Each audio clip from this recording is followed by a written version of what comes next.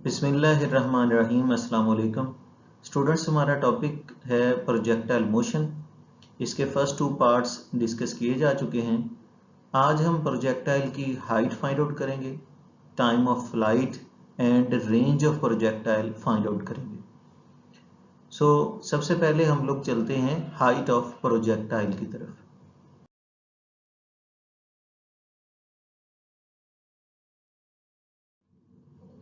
बच्चों, height of projectile को पहले डिफाइन करते हैं कि हाइट ऑफ प्रोजेक्टाइल यानी प्रोजेक्टाइल की बुलंदी किसको कहा जाता है। Maximum distance covered by projectile in vertical direction, कि वो ज़्यादा फासला जो प्रोजेक्टाइल वर्टिकल डायरेक्शन में कवर करता है is called height of projectile. वो प्रोजेक्टाइल की हाइट कहलाती है, बुलंदी कहलाती है। जैसे हम प्रोजेक्टाइल कोई भी हो सकता है, कोई बॉल, फुटबॉल, बुलेट वगैरह, जैसे ही आप प्रोजेक्टाइल को फेंकते हो ऊपर की तरफ तो वो एक खास बुलंदी तक जाने के बाद वापस आ जाता है। ये जो इसने वर्टिकल डायरेक्शन में मैक्सिमम डिस्टेंस कवर किया है ना, ये वर्टिकल डायरेक्शन में इसका मैक्सिमम डिस्टेंस ही इसकी हाइट यानी बुलंदी कहलाती है। तो maximum distance covered by projectile in vertical direction, कि वो ज्यादा फासला जो प्रोजेक्टाइल वर्टिकल डायरेक्शन में कवर करता है, that is called height of projectile. ये प्रोजेक्टाइल की हाइट कहलाती है। बच्चों, प्रोजेक्टाइल की हाइट फाइंड आउट करने के लिए हम third equation of motion use करेंगे, 2as is equal to vf square minus vi square. ये थर्ड इक्वेशन ऑफ मोशन है, 2as is equal to vf square minus vi square. ये ही क्यों यूज करेंगे? उसकी वजह यह है कि जब आपने प्रोजेक्टाइल को फायर करना है वेलोसिटी vi के साथ, तो इनिशियल वेलोसिटी हमारे पास अवेलेबल होगी। वेलोसिटी vi जो है ना, इसके दो कंपोनेंट होते हैं, एक vix, दूसरा vi। हमने चूंकि ऊपर की तरफ इसको फेंकना है तो vi जो कि vi sin थीटा होता है वही कंपोनेंट इसका यूज होगा। दूसरा, ऊपर की तरफ जाते हुए a इज इक्वल टू क्या होगा, माइनस जी, यानी एक्सेलेरेशन ड्यू टू ग्रेविटी लिया जाएगा, लेकिन नेगेटिव में, क्योंकि ग्रेविटी के अगेंस्ट जाते हैं, फोर्स ऑफ ग्रेविटी के। और दूसरा, जब आप लोग हाइट पे पहुंच जाएंगे, यहाँ मैक्सिमम हाइट पर पहुंच जाएंगे, तो फाइनल वेलोसिटी जो है वो जीरो हो जाएगी। वैसे भी कभी बॉल फेंक के देख लें, मैक्सिमम हाइट पर जाके बॉल रुक जाती है, यानी फाइनल वेलोसिटी जीरो हो जाएगी। और s is equal to h हमें फाइंड आउट करना है। अब आप देखें, आपके पास vi है, a is equal to minus g है, फाइनल वेलोसिटी यहाँ पर जीरो हो जाएगी, s is equal to h हमें फाइंड आउट करना है। ये सारा डाटा ही थर्ड इक्वेशन ऑफ मोशन का था, तो हम थर्ड इक्वेशन ऑफ मोशन ही लगाएंगे। तो 2as is equal to v f square minus we I square, जो अभी मैंने सारी वैल्यूज आपको बताई हैं वो इसमें सब्सिट्यूट कर दें। 2a माइनस जी लिखेंगे, क्योंकि a की वैल्यू माइनस जी बताई है। s की जगह आप लोग h लिखेंगे, हाइट, यही तो हमें फाइंड आउट करना है, वर्टिकल डिस्टेंस। और फाइनल वेलोसिटी जीरो हो जाएगी, जैसे मैंने बताया कि आफ्टर रीचिंग मैक्सिमम हाइट, जहां जो आपको मालूम करनी, वहां पर जाके फाइनल वेलोसिटी जीरो हो जाती है, क्योंकि बॉल या कोई भी प्रोजेक्टाइल जो आपने फेंका होगा वहां एक लम्हे के लिए रुकेगा, तो फाइनल वेलोसिटी वहां जीरो हो जाएगी। और vi इनिशियल वेलोसिटी का कंपोनेंट आपको बता दिया था, vi sin थीटा यूज होगा, इसका स्केयर कर लेना है, vi square sin square theta होगा। vi y हमने चूंकि यूज करना है तो vi sin थीटा होता है, लेकिन स्केयरिंग कर दी गई है। अच्छा, अब इन तमाम को सॉल्व करते हैं। 2a की जगह माइनस जी, s की सब्स्टिट्यूशन है हमारे पास h, फाइनल वेलोसिटी जीरो कर दी गई है, उसका स्केयर भी किया हुआ है, इनिशियल वेलोसिटी की वैल्यू पुट करके स्केयर कर दिया गया है। तो ये हो जाएगा हमारे पास प्रोडक्ट माइनस 2gh। 2g और h को जब हम मल्टीप्लाई करेंगे, माइनस शुरू में लिया, माइनस 2gh हो जाएगा। और जीरो का स्केयर से जाहिर है इसको माइनस करने की जरूरत नहीं, जीरो का स्केयर भी जीरो ही होता है, और ये माइनस में वैसे आ जाएगा, minus vi square sine square theta हो जाएगा। माइनस दोनों तरफ कैंसिल कर दें आप लोग, और हाइट इधर रख लें, 2g ओवर में ले जाएं, माइनस तो कैंसिल होगी ना, तो खत्म हो जाएगी, हाइट ही सिर्फ रह जाएगी। 2g ओवर में ले आए तो vi square sine square theta over में क्या हो जाएगा, 2g। तो ये हाइट ऑफ प्रोजेक्टाइल का फार्मूला हमारे पास बन गया।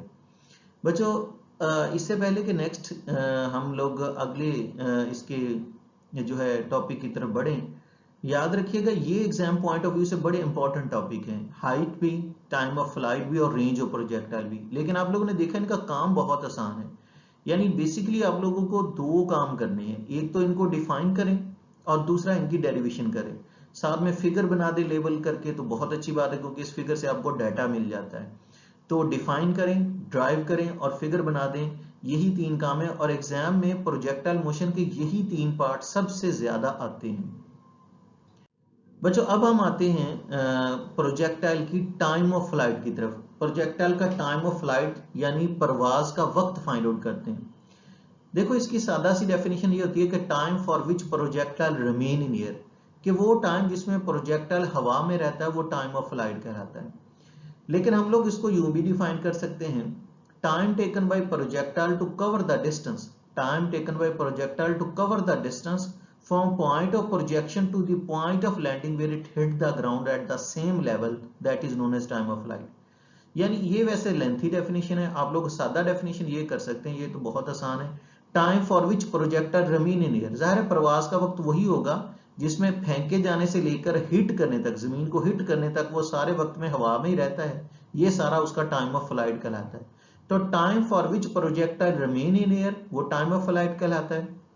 या अगर दूसरी डेफिनेशन करनी है वो जरा लेंथी है, वो ये है कि time taken by projectile to cover the distance, कि वो टाइम जो प्रोजेक्टाइल रहता है ये डिस्टेंस कवर करने के लिए from point of projection, point of projection से लेकर पॉइंट ऑफ लैंडिंग तक, where it hit the ground, जहां जाके वो जमीन को हिट कर जाएगा, वो इसका टाइम ऑफ फ्लाइट कहलाता है। जाहिर है पॉइंट ऑफ प्रोजेक्शन से लेकर पॉइंट ऑफ लैंडिंग तक वो सारे वक्त में हवा में ही रहता है, तो इसलिए time for which projectile remain in air is called time of flight, ये भी ठीक है। तो बहरहाल दोनों डेफिनेशन लिखी जा सकती हैं। अब बच्चों टाइम ऑफ फ्लाइट का फार्मूला ड्राइव करने के लिए हम सेकंड इक्वेशन मोशन यूज करेंगे, लेकिन पहले मैं आपको बता दूं कि टाइम ऑफ फ्लाइट के लिए आपने s is equal to h0 कर देना, हाइट 0 कर देनी है, क्योंकि प्रोजेक्टाइल को जिस हाइट से आपने फेंका वो उसी हाइट पे वापस आ जाता है। देखिए होता यूं है कि अगर इनिशियल हाइट हमारे पास 0 है, लेट से कि फाइनल हाइट यहां पर हमारे पास 10 मीटर होती, तो 10 से हम 0 माइनस करते तो हमें पता चलता कि बुलंदी जो है 10 मीटर की है। लेकिन टाइम ऑफ फ्लाइट में हम जिस पॉइंट से चलते हैं इसी पॉइंट पे वापस आते हैं, हमें यहां नहीं रुकना, हमें यहां तक का टाइम फाइंड आउट करना है।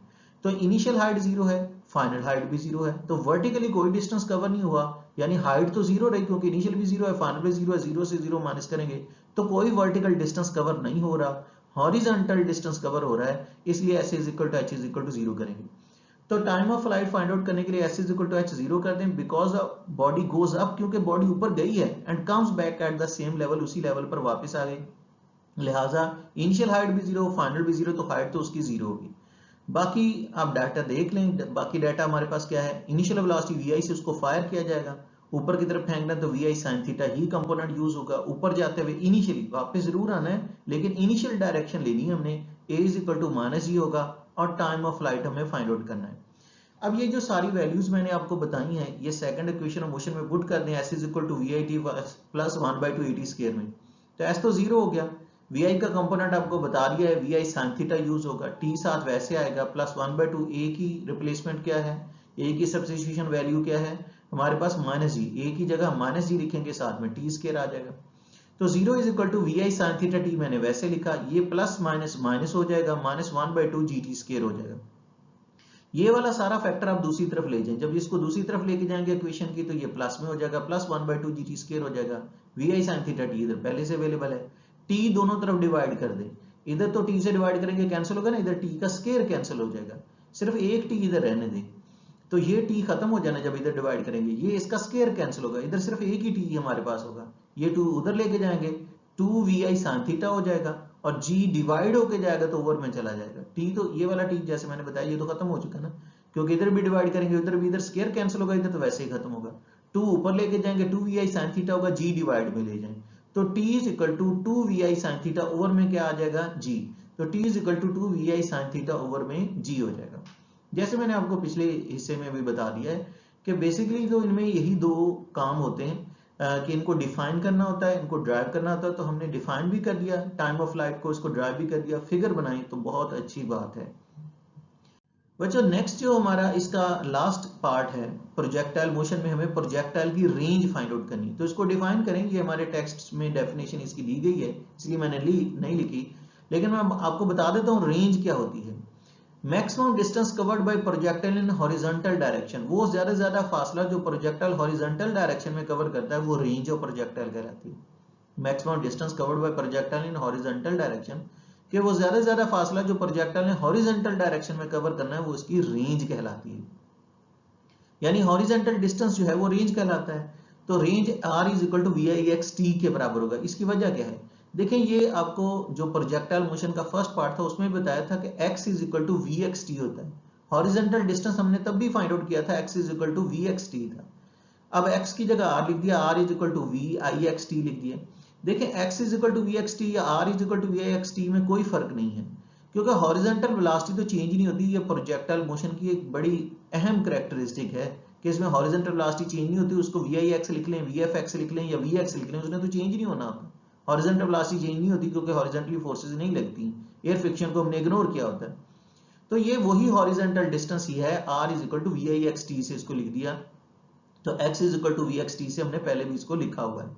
तो बाद में ये कह रहा था कि रेंज को हमने डिफाइन तो कर दिया कि maximum distance covered by projectile in horizontal direction, के वो ज्यादा फासला जो प्रोजेक्टाइल हॉरिजॉन्टल डायरेक्शन में कवर करेगा वो रेंज ऑफ प्रोजेक्टाइल कहलाती है। r is equal to V I X T के इक्वल होगा। ये वही formula x is equal to V X T जिसको हम कहते हैं।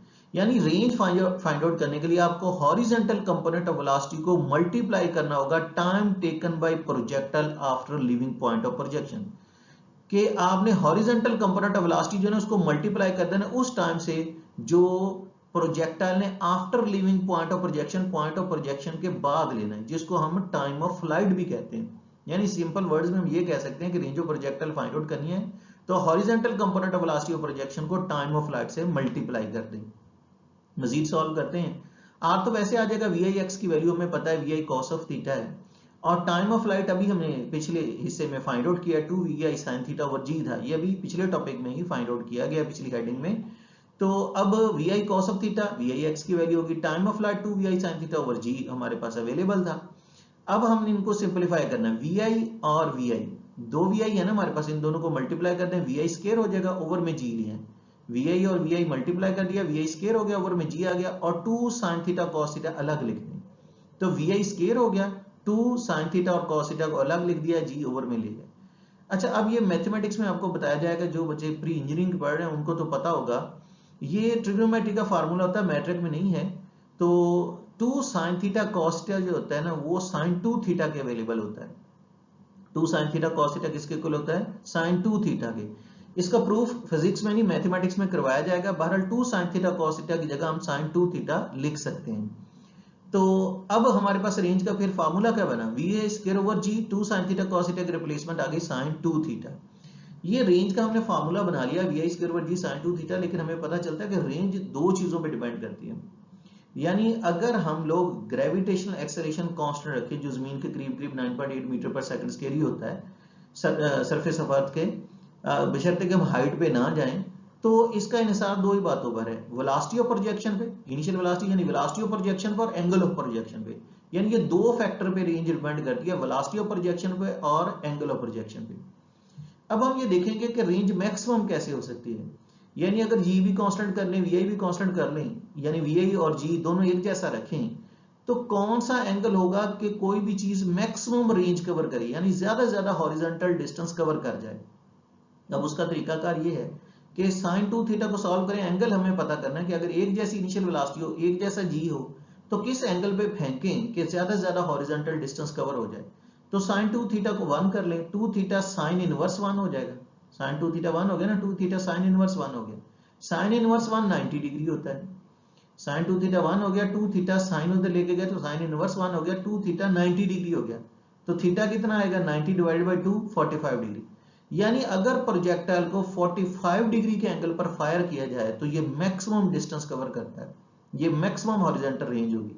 बहरहाल आर मैक्सिमम का फार्मूला बना दी, इक्वेशन ये है ना, ये तो जनरल रेंज का फार्मूला है।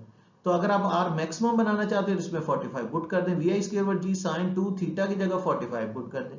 तो R maximum is equal to V I square over G sine 2 theta की जगह 45 पुट कर दिया। ये साइन 2 मल्टीप्लाई 45 साइन 90 होगा, और साइन 91 होता है, ये आप लोग जानते होंगे, क्रॉस प्रोडक्ट में पीछे भी हम लोगों ने साइन की वैल्यूज यूज की हुई हैं, साइन 91 होता है। तो आर मैक्सिमम का फार्मूला वी आई स्क्वायर ओवर जी होगा, आर मैक्सिमम का फार्मूला हो गया वी आई स्क्वायर ओवर जी। तो ये जो स्टेप है ना, ये आप लोगों ने ऐड कर लेने, क्योंकि ये शॉर्ट क्वेश्चन में पूछे जाते हैं, हमारे टेक्स्ट में तो यहीं तक बताया गया है, लेकिन आप लोग मजीद इसको ये स्टेप्स ऐड करें, आर मैक्सिमम का फार्मूला जरूर बना लें।